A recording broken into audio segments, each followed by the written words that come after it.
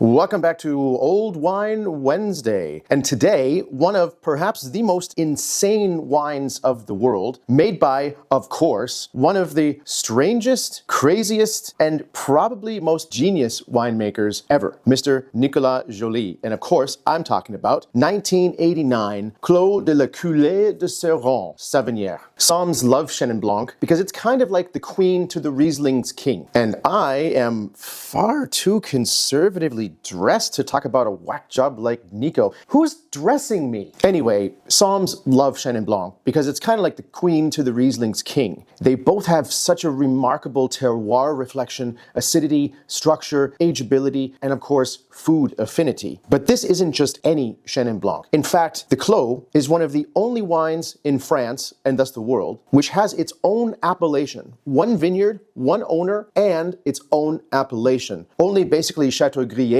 and Romanée-Conti can talk about that. So that already puts this thing in a pretty darn elite class. But this isn't Chenin Blanc like any other Chenin Blanc you know. Now Nico, although he started out as a JP Morgan banker, so now I get it. At some point had an awakening, returned to his mother's winery, she was running it at the time, and decided that terroir was dying, and he would champion its triumphant return. So what did he do? Everything the opposite of everybody else at the time. Now you gotta understand something as well. In the 70s into the 80s, the Loire became kind of a lake of very generic wines. The winemakers were either selling off their great plots or moving away from the more steeper vineyards situated on the côte because they were, of course, impossible to work with machines. Yields were lower, and that wasn't the thing for the commercial mentality, right? So a lot of these great vineyards were abandoned. That's probably why Nico started freaking out. And radically, he dove headlong into the teachings of Rudolf Steiner, which we all know today to be the father of biodynamics. And we all throw that around today like, well, of course it's biodynamic. What else would it be, you Philistine drinking conventional wine?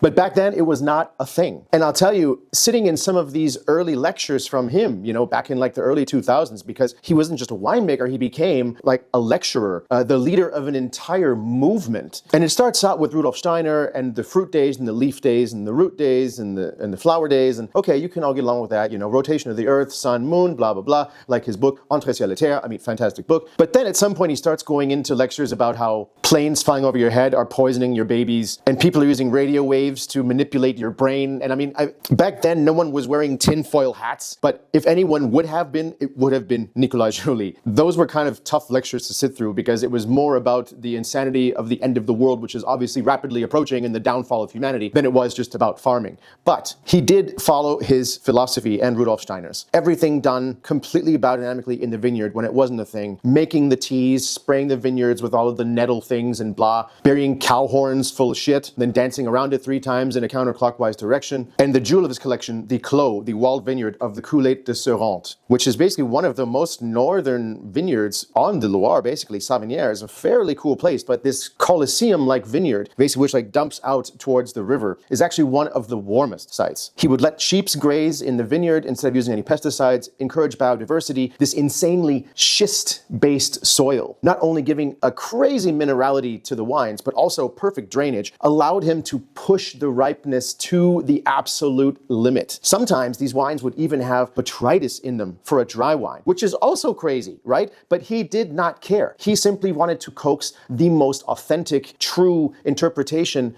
of this incredible plot and the character of the Chenin Blanc into each and every bottle. A lot of critics would criticize these wines for being dirty, for being flawed, for being weird, massive bottle variation. And drinking these wines since decades, I can say, yeah, sometimes opening a bottle of Joly is like a roll of the dice, Yahtzee, On the other hand, if you talk to Nico and you said, hey, bottle 89 wasn't so great, he'd be like, idiot, you should have opened it, put it on the radiator for a week, and then drunk it. Yeah, well, he is who he is. But these wines are incredible, but they are so intellectual, almost too intellectual. They need time, they need air, they need understanding, they need everything possible. But if you're ready for all of that, these wines, man, let's go.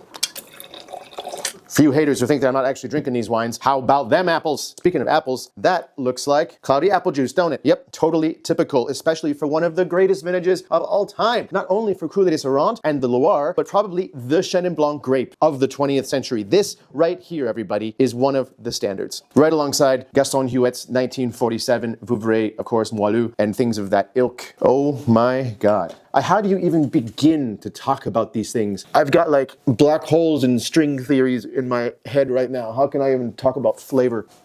There is not a single wine in the world which smells and tastes like this. And if you get a ripe vintage, I mean, this will turn your entire universe upside down. Maybe you need one of those tinfoil hats to taste these properly. Saffron, honeycomb, florals, like entire fields, quince.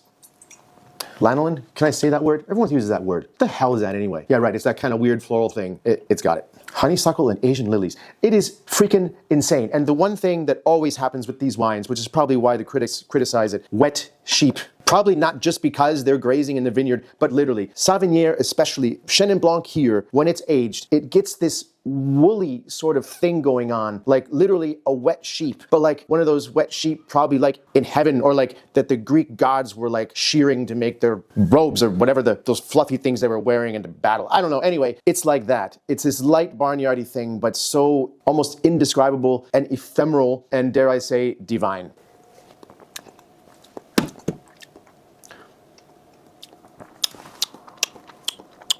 Waiting for the finish here.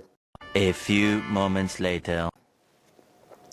I mean, I know we opened some monuments here. This is truly an icon in the history of winemaking. This bottle is flawless. It's youthful, it's powerful. It's got like a 5-minute finish. It's absolutely nuts. It's got anything you'd ever want. Acidity is like a laser beam going to infinity. It's broad, it's dense, it's powerful, it's even spicy. It's got alcohol in there. There was definitely some noble rot on the grapes, but it's just so integrated and like, I mean, this thing is a juggernaut. If anything could like stop the apocalypse, it would be this magnum. Well, this has been a fun one. Finding magnums like this is a rare treat indeed. As you can see, I've still got some glasses left of Sticks and Stones. If you're anywhere around, you have to try this. If you're not, tough luck. If you can find one though, do it. I promise. It'll change your whole existence. If you can imagine one of the greatest Chevalier Moaches, a Ganevas Sauvignon, and a truly great Grosses Gewächs Riesling, having a threesome and having a baby, that's kind of what's in my glass right now. However terrifying that mental image is, trust me, you want it. This has been a very long version of Old Wine Wednesday because sometimes things just need time. So I apologize. If you've made it this far, congratulations. We'll see you next week